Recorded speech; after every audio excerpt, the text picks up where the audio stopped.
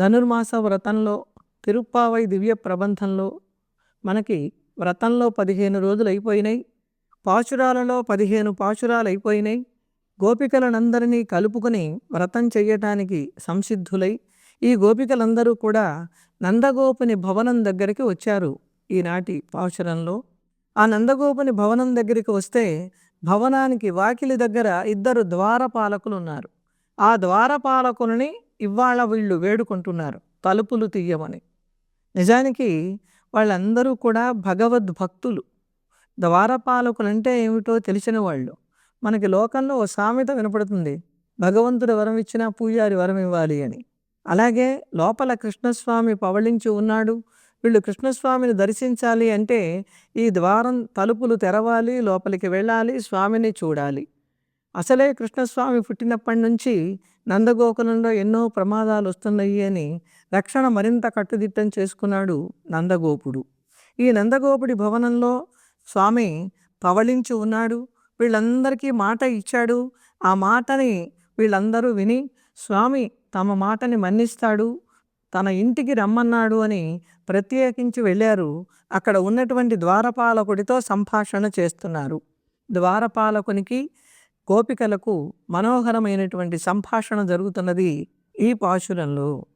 నాయకనాయనిన్ర నందగోపనుడయ కోయిల్ కాపానే கொடித்தோன்றும் தோரணவாசல் காப்பானே மணிக்கதவந்தாள் திறவாய் ஆயரு சிறுமியரோ முக்கூ அரை பறை மாயன் மணிவண்ணன் நென்னலேவாய் நேர்ந்தான் தூயோமாய் வந்தோம் துயிலெஷப்பாடுவான் வாயால் முன்னம் மாத்தாதே அம்மா நீ நேச நிலை கதவம் நீக்கு ஏலோரெம்பாவாய். ஆண்டாள் திவ்ய திருவடிகளே శరణం. నాయకనాయ్ నిన్ర, నాయకనాయ్ మా అందరికీ నాయకుడు ఎవరైనా నందగోపుడు. నందగోపనుడయ కోయిల్ కాపానే, ఆ నందగోప మహారాజు గారి యొక్క భవనాన్ని కాపానే రక్షించేటటువంటి వాడా, భవన రక్షకుడు. కొడితోన్నుం, కొడి జెండాలతోటి, తోన్నుం ప్రకాశించుతున్నటువంటి తోరణవాసల్ కాపానే తోరణములతో ఒప్పుతున్నటువంటి ద్వారములను రక్షించేటటువంటి వాడు. మనకి జెండాలు కట్టి ఉంటాయి, ఎక్కడైనా దూరం వాళ్ళకి తెలియటం కోసంగా జెండాలను కట్టుకుంటారు. అలా నందగోపుడి భవనాన్ని రక్షించేవాడు, జెండాలతో ప్రకాశిస్తున్నటువంటి తోరణాలతో ఒప్పుతున్నటువంటి ద్వారాలను రక్షించేటటువంటి వాడు. మణికదవం తాళ్, మణికదవం మణులతో చేసినటువంటి తలుపుల యొక్క తాళ్ గడియను తెరవవలసినది. ఆయరు సిరిమియరో ముక్కు, మేమందరం గోకులంలో పుట్టినటువంటి వాళ్ళం, గోప బాలికలం అందరం కూడా వచ్చాము. ఎందుకు వచ్చారు అంటే మాయన్ మణివண்ணన్, మాయన్ ఆశ్చర్యములైనటువంటి గుణములు కలిగినటువంటి వాడు, ఆశ్చర్యకరములైన చేష్టలు చేసేటటువంటి వాడు. మణివண்ணన్ ఇంద్రనీల మణి వంటి నిగనిగ కలిగినటువంటి వాడు. అలాంటి స్వామిని అరై పరై ఏమో ఆయన కీర్తించి పర అనేటువంటి దాన్ని తీసుకుని వెళ్ళటానికి వచ్చాం. ఇక్కడికి రమ్మని ఎవరు చెప్పారు? నిన్ననే వాయినేర్దాన్, నిన్ననే మాకు స్వామి మాట ఇచ్చాడు. అందుకని ఆ స్వామి మాటను మేమందరం విని స్వామి ఆజ్ఞకు లోబడి తూయోమాయ్, ఇంకా మాకు వేరే ఆశలు ఏం లేవు. ఇక్కడికి వచ్చి మేమేదో అపకారం చేస్తామని మీరేం అనుకోవద్దు, మాకు వేరే కోరికే లేదు, పరిశుద్ధులమై వచ్చాము. తుజిలేష, స్వామి నిద్రపోతున్నాడు, ఇప్పుడు వెళ్ళటానికి వీల్లేదు, స్వామిని నిద్ర లేపటం కోసమే మేము వచ్చామయ్యా. పాడువాన్, పాటలు పాడతాం, ఆ పాటలు పాడటం కోసమే వందోం వచ్చి ఇక్కడ ఉన్నాం. అమ్మా ఓ స్వామి. చూడండి, ద్వారపాలకుడిని కూడా ఎంతో గౌరవంగా సంబోధిస్తున్నారు ఈ గోపికలందరూ కూడా. మున్నం వాయాల్, నువ్వు ముందుగా నీ నోటితోటి మాతాదే వద్దు అని ఆపుకోకు మమ్మల్ని. మేము వచ్చాము, నువ్వు తలుపులు తెరు. నేష నిలై కదవం, నేషం నిలై కదవం. బాగా దగ్గరగా అతుక్కుని ఉన్నాయి తలుపులు. ఏమీ చిన్న రంధ్రం కూడా లేదు వాటికి. అంత బలంగా ఉన్నటువంటి ఈ తలుపులను నీవు నీకు తెరవవలసినది అని నందగోపుని భవనానికి రక్షకులుగా ఉన్నటువంటి ద్వారపాలకులతోటి గోపికలు సంభాషణ చేస్తున్నారు.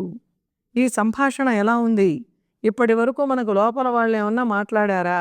ఏం మాట్లాడినట్టు లేదు. అంతా వీళ్ళు మాట్లాడినట్టే గోపికలు మాట్లాడినట్లుగానే ఉంది. ఆ లోపల ఉన్నటువంటి ద్వారపాలకుడు త్వరపడి తలుపులు తెరిస్తే నందగోపుడు ఊరుకుంటాడా? వీళ్ళ వల్ల కృష్ణస్వామికి ఏదైనా అపకారం జరుగుతుందేమోనని భయంతో వాళ్ళు చాలా జాగరూకులై కాపలా కాస్తున్నారు. అమ్మా వచ్చింది ఎవరన్నాడు. వీళ్ళు వచ్చారు, మేమందరం వచ్చాం. ఆయరు సిరిమియ్యరు ఓ ముక్కు, మేము గొల్లపడుచులం అందరం వచ్చామండి, తలుపు తీయండి. మీకెందుకండి భయం? మేము ఆడవాళ్ళం కదా, ఆడవాళ్ళం ఏం చేస్తాము, అందులో అమాయకులము, మాకేమీ తెలివితేటలు లేవు అన్నారు. అంటే ద్వారపాలకుడు అన్నాడు, భలే వాళ్ళే, శూర్పణఖ ఆడది కాదా, ఆవిడ వల్ల ఎంత ప్రమాదం వచ్చింది, కనుక ఆడవాళ్ళు వస్తే అసలు తలుపు తీయము అన్నారు. వీళ్ళన్నారు, మీరు పొరపాటు పడుతున్నారు. ఆనాడు వచ్చిన శూర్పణఖ రాక్షసకాంత ఒక్కతే వచ్చింది, మేము చాలామంది వచ్చాము, మా వల్ల ప్రమాదం లేదు అన్నాడు. ద్వారపాలకుడు అన్నాడు, ఒక్క రాక్షసు కూడా ఒకనాడు గోపి వేషాన్ని ధరించి వచ్చింది కదమ్మా పూతన, మరి మీరందరూ కూడా వేషం మార్చుకొని రారని నాకు నమ్మకం ఏంటి? గోపికల వేషంలో వచ్చిన రాక్షసులు ఎందుకు కాకూడదు అని అంటే గోపికలు అంటున్నారు, మాకు మాయలు తెలియవండి, ఏ విధమైన మాయలు మా దగ్గర లేవు, మేము చిన్నవాళ్ళం, మాకు తెలియని వాళ్ళం కనుక మీకు భయం లేదు, స్వామి యందు ప్రేమతో వచ్చాం కానీ ద్వేషంతో రాలేదు అన్నాడు. అంటే ఆయన అంటున్నాడు, మీరందరూ మంచి మాటలు చెప్తున్నారు, మిమ్మల్ని చూస్తే నాకు కూడా ధైర్యంగానే ఉన్నది, కానీ మా స్వామికి ఎవరి వల్ల ఆపద వస్తుందో తెలియదు. మీరు మానవులం, గోపికలము, స్త్రీలము అని చెబుతున్నారు, భయం లేదని చెప్తున్నారు, మా స్వామికి ఆవుదూడ వల్ల కూడా ఒకప్పుడు భయం కలిగింది కదమ్మా, కనుక మేము తలుపు తీయటానికి సందేహిస్తున్నాను అన్నాడు. ఇంతమంది వచ్చాం కదా, నీకెందుకు అయి భయం, తలుపు తీయమన్నారు. తలుపు తీస్తే మీరు ఏం చేస్తారమ్మా అన్నాడు. ఏం చేస్తాం, స్వామికి సుప్రభాత సేవ చేస్తాము. నిన్న స్వామి చెప్పాడు, మా ఇంటికి రమ్మన్నాడు, మీ ఇల్లు కనుక్కోవటం ఎట్లాగంటే దానికోసంగా స్వామి ప్రత్యేకమైన ఏర్పాట్లు కూడా చేశాడు, అందుకని తలుపు తీయండి, తలుపు తీస్తే మేము వచ్చి స్వామిని కీర్తిస్తాం, మేము పవిత్రంలో వచ్చాం, సూయో మాయి వందోం, కల్లా కపటంతో మేం రాలేదు, మేము స్వామి నిద్ర లేచేటట్టుగా పాటలు పాడతాం, దయచేసి ముందుగా నీ నోటితో నీవు నే తలుపు తీయను, మీరు రావద్దు అనే మాటలు అనద్దు అని నమస్కారం చేసి అడుగుతున్నారు. స్త్రీలు పురుషులు ప్రమాదానికి ఎవరైనా కారణం ఒకటే, ఎవరి వల్లనైనా ప్రమాదం రావచ్చు, స్త్రీల వల్ల రాకూడదని లేదు, పురుషుల వల్ల వస్తుందని లేదు. అయితే స్వామి నిన్న మాకు మాట ఇచ్చాడు కనుక ఆ మాటను నిలబెట్టుకుంటాడని మేము ఇవాళ వచ్చాం. కృష్ణస్వామి తండ్రికి చెప్పాట, నాన్న గోకులంలో ఇళ్ళన్నీ ఒక రకంగానే ఉన్నాయి, మన ఇల్లు ఏదని గుర్తుపట్టలేకపోతున్నాను అన్నట్ట. ఇంటింటికి వెళ్ళి రోజు దొంగతనం చేస్తున్నాడు, వెన్న తింటున్నాడు, పాలు తాగుతున్నాడు. ఒకళ్ళ ఇంట్లో పెద్ద బాణ ఉంది, బాణలో వెన్న ఉంది, వెన్నలో చేయి పెట్టాడు. సరే ఎట్లాగైనా పట్టుకోవాలని ఆ గోపికలందరూ ఎప్పటి నుంచో ప్రయత్నం చేస్తున్నారు, దొరికాడు అనుకున్నారు, చేయి పట్టుకున్నారు. పట్టుకుని ఎవడివిరా నువ్వు అన్నారు. కస్త్వం బాల బలానుజహ, నేనా బలరాముడి తమ్ముడినని అన్నాడు. ఓ మంచిదే, అయితే ఇక్కడికి ఎందుకు వచ్చావు అన్నాడు. ఏమండి మీ ఇల్లా ఇది, మా ఇల్లు అనుకుని వచ్చానే అన్నాడు. మన్మందిర అశంకయ్య, అయ్యో పొరపాటు అయిపోయిందండి, మా ఇల్లు అనుకుని మీ ఇంటికి వచ్చానన్నాడు. సరేలే చిన్నవాడివి, పొరపాటు పడితే పడి ఉండొచ్చు, మరి ఈ కుండలో చేయి ఎందుకు పెట్టావురా అన్నాడు. అంటే అమ్మా నేను చెప్పే సమాధానం విని నువ్వు కంగారు పడకు, నేను సమాధానం చెప్తాను, నువ్వు ప్రశ్న అడిగావు కదా అన్నాడు.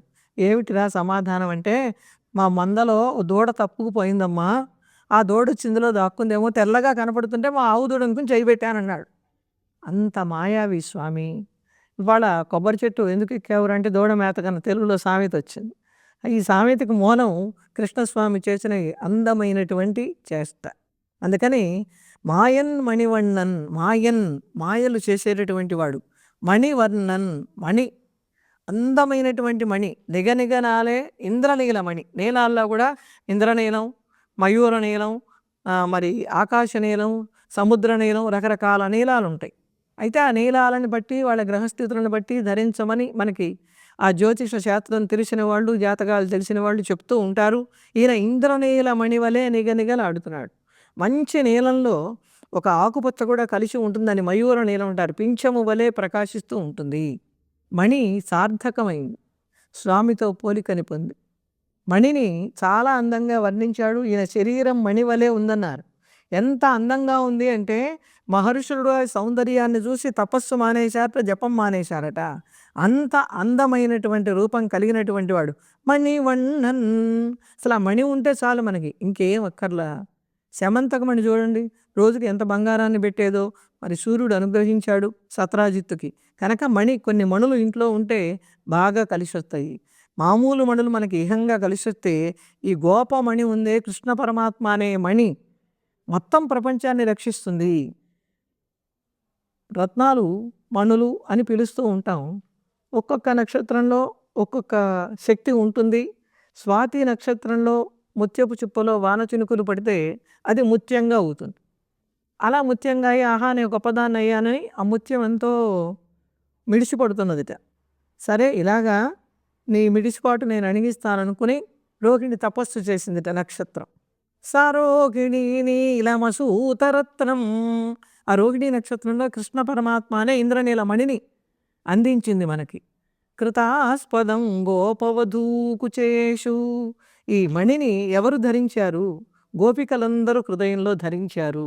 అలాంటి మణి కనుక ఇంత మణి కలిగిన వాడు, మణి ఉన్నది అంటే నిండు. ఈ మణి విలువని ఎవరని తెలుసుకోగలుగుతాం? మణి తెలిసిన వాడే తెలుసుకుంటాడు. మనందరికీ మణి విలువ తెలియదు. పాపం మణులు కూడా బాధపడుతూ ఉంటాయి సరి అయిన వాళ్ళ చెంతకి చేరనప్పుడు, భూమిలో ఉన్నప్పుడు. అది రత్నాల వ్యాపారి, రత్నశాస్త్ర పారంగతుడు తెలుసుకోగలుగుతాడు. ఒక మణి అలా పడి ఏడుస్తున్నది పాపం, నేల మీద పడి పెద్ద పెద్దగా ఏడుస్తున్నది. ఏడుస్తూ ఉంటే ఒక ఆ రత్నశాస్త్రం తెలిసినవాడు ఆ బాటని వెళ్ళాడు. దాని ఏడుపు ఆ శాస్త్రవేత్తకు తెలిసింది. దగ్గరికి వెళ్ళాడు. ఎందుకు ఏడుస్తున్నావు అని అడిగాడు. ఏం చెప్పను ఏడవక, ఓ కోతి వచ్చింది నా దగ్గరికి అంది. కోతి ఏం చేసింది? తీసుకుంది, ఎర్రగా కనపడుతున్నాను, ముద్దు పెట్టుకుంది, నాలుకతో నాకింది, పంటితో కొరికింది, నాకేం తెలియలేదని అక్కడ పారేసిపోయింది, నేను ఏడుస్తున్నాను అంది. ఓ నువ్వు ఏడవకు, నువ్వు చాలా సంతోషించు. ఆ కోతి నిన్ను విడిచిపెట్టి వెళ్ళింది. ఇదేదో ఎర్రగా ఉంది బాదంకాయ అనుకుని నీ మీద పెద్ద బండరాయి పెట్టి నిన్ను పొడి చేయలేదు. ఇప్పుడు నాకు దొరికావు, నిన్ను తగిన వాడి చెంతకు చేరుస్తాను అని తీసుకొని వెళ్ళాడు ఆ వ్యాపారి. ఓ గురువుగారు శిష్యుడికి ఒక నల్లని రాయి ఇచ్చాడు. ఇచ్చి నువ్వు దీన్ని తీసుకొని వెళ్ళి అమ్మవద్దు, ప్రతి చోట అడిగిరా వెల ఎంత అని ఇచ్చి పంపించాడు. సాధారణంగా గురువుగారు అందరికీ పాఠం ఒకటే చెప్తారు, కానీ వినేవాడి వైపు చూస్తూ ఉంటారు. అది సహజ లక్షణం. ఆ పిల్లలు కూడా గురువుగారి ముఖం చూస్తూ ఉంటే గురువుగారికి ఉత్సాహంగా ఉంటుంది, గురువుగారి పిల్లల్ని చూస్తే పిల్లలకు ఉత్సాహంగా ఉంటుంది. కానీ కొంతమందికి అసంతృప్తి ఉంటుంది, వాళ్ళకి బాగా చెప్తున్నారు మాకు బాగా చెప్పటం లేదు అని. చెప్పే పాఠం ఒకటే. ఈ అసంతృప్తి వచ్చిన శిష్యుడిని గురువుగారు గమనించి ఈ బాధ్యత అప్పచెప్పాడు. సరే ఆ మణి తీసుకున్నాడు, వెళ్ళాడు, ఒక చిన్న కొట్టుకు వెళ్ళాడు. ఏమండి ఈ మణిని ఎంతకు కొంటారు? ఇది 10 రూపాయలు ఇస్తానయ్యా. వద్దులేని మా గురువుగారు అమ్మద్దన్నారు. మళ్ళీ ఇంకో కొట్టుకు వెళ్ళాడు, ఇంకో కొట్టుకు వెళ్ళాడు. వెళుతున్న కొద్దీ దాని వెల పెరుగుతున్నది. చివరికి ఈ వజ్రాల వ్యాపారి దగ్గరికి వెళ్ళాడు. అయ్యా ఇది ఎంత కొంటారు? వేలల్లో చెప్పాడు ఆయన. అర్థం కాల శిష్యుడికి. మళ్ళీ తిన్నగా గురువుగారి దగ్గరికి వచ్చాడు. గురువుగారు మీరు ఇచ్చారు, ఇది ఏమిటండి? ఒకళ్ళు 10 రూపాయలు అన్నారు, ఒకళ్ళు 20 రూపాయలు అన్నారు, ఇంకోళ్ళు 30 రూపాయలు అన్నారు, నాకు అర్థం కావటం లేదన్నాడు. అయ్యా నేను చెప్పే పాఠం ఇదేరా, ఎవరి బుర్రని బట్టి వాళ్ళకి అర్థమవుతుంది. విలువ తెలియని వాడు తక్కువ విల కట్టాడు, విలువ తెలిసిన వాడు ఎక్కువ విల కట్టుకున్నాడు. కనుక పాఠం చెప్పటంలో మణి ఒకటే, నువ్వే కదా తీసుకెళ్ళావు, అన్ని చోట్ల అడిగొచ్చావు, దాని వెలలాగానే మా పాఠం ఉంటుంది అని ఆయన చక్కగా ఉదాహరణతో సమాధానం చెప్పాడు. అంత అమూల్యమైనటువంటిది మణి. భక్తాపాయ భుజంగ గారుడమణి. కులశేఖరాల వాళ్ళు ఈ మణి మణి అంటూ చక్కగా కృష్ణస్వామిని వర్ణించారు. అలాంటి కృష్ణస్వామిని దర్శించటం కోసంగా పవిత్రులమై వచ్చాము అంటున్నారు. అంటే కపటం అనేది పరమాత్మ చెంత పనికిరాదు. అయితే లోకుల చెంత పనికొస్తుందా? ఎక్కడా పనికిరాదు. చెరపకురా చెడేవు అని సామెత వచ్చింది. ఒకళ్ళ చెడు కోరుకుంటే మనకే చెడు కోరుతాడు. 100 మందికి మేలు కోరితే భగవంతుడు మనకి ఒక మేలు ఇస్తాడు అని తెలుగులో చెప్పారు. మనం మేలు కోరకపోయినా కీడు కోరకుండా ఉంటే చాలు. ఇలా కీడు కోరి అబద్ధాలు చెప్పి రోజు పొట్టపోసుకునే వాళ్ళు పుట్టడం చాలా అనవసరము అని చెప్పాడు. మానవ జన్మకి 2 పరమార్థాలు చెప్పారు పోతన గారు. చేతులారంగ శివుని పూజింపడేని. చక్కగా శివుడికి అర్చన ప్రీతి, అభిషేక ప్రీతి, పూజ చేసుకోండి. నోరు నువ్వంగా హరికీర్తి నుడువడేని. నీకు నోరుంది, స్తోత్రాలు బాగా చదువుకో, సహస్రనామాలు చదువుకో, లక్షపత్రి పూజ చేసుకో, 1,000,000 తులసి దళాలతో అర్చన చేసుకో.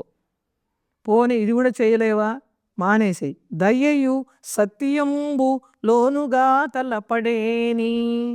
కనీసం దయ లేదా అబద్ధం ఆడకుండా ఉండటం, ఏదో ఒక దాన్ని పాటించు. ఈ 2 లేకుండా పుడితే తల్లుల కడుపు చేటు. ఆ తల్లికి అనవసరంగా బాధ, శ్రమ తప్ప మరొక ఫలితం రాదు. తాము తప్పు చేసినా తమ పిల్లలు తప్పు చేయకూడదు అని తప్పు చేసిన వాడు ఆలోచించి పిల్లల్ని సరి అయిన మార్గంలో దిద్దుకోవటానికి మరింత తపన పడతాడు. మనకి పొందినటువంటి కష్టాలు పిల్లలు పడకూడదు అని తండ్రి భావిస్తాడు. అలాంటిది మనం తెలిసి భగవంతుణ్ణి చేయకుండా అందరికీ ద్రోహం చేయటం అనేది అంతకంటే మహాపాపం లేదు.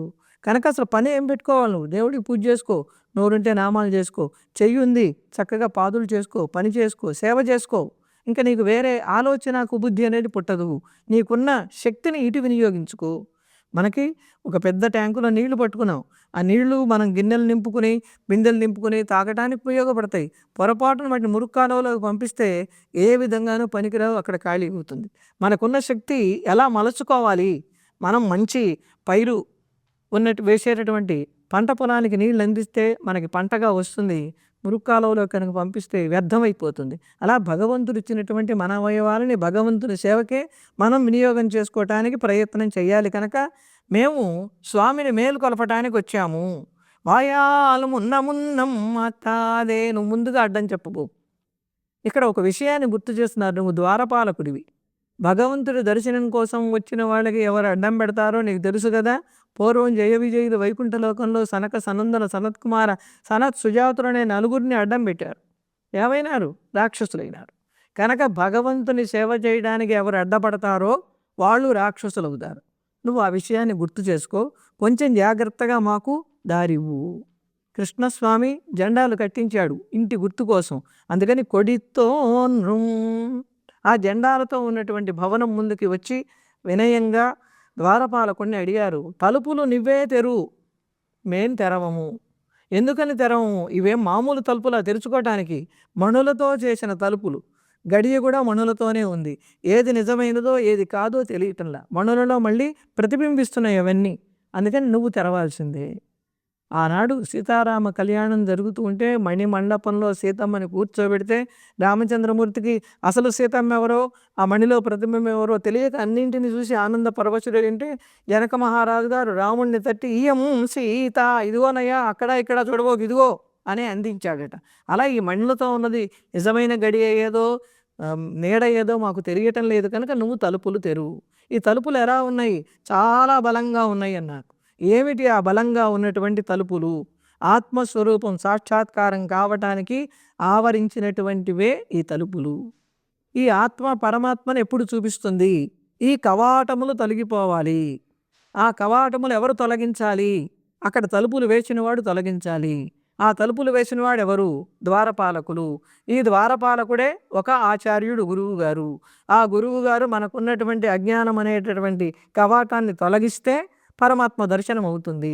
ఆ భవనంలో ఉన్నటువంటి వాడు పరమాత్మ.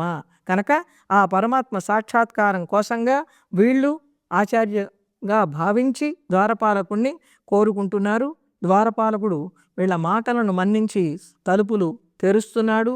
ఆ తలుపులు తెరిచిన తర్వాత నేరుగా భగవంతుణ్ణి కాకుండా భాగవతులను కూడా దర్శించుకొని భాగవతులతో ఉన్నటువంటి ఆచార్యులతో ఉన్నటువంటి స్వామిని అమ్మవారు సందర్శించబోతున్నారు. ఈనాటి పాశురంలో స్వామిని మణివర్ణంతో పోల్చినందువలన, మరి మణులతో చేసిన తలుపులు ఉన్న భవనం అని వర్ణించినందువలన అటు ఐశ్వర్య సంపద, ఇటు స్వామి అనుగ్రహము, మంచి భవనాలు లభిస్తాయి. మనకి ఆత్మజ్ఞానం కూడా కలుగుతుంది ఈ పాశుర పఠనం వల్ల.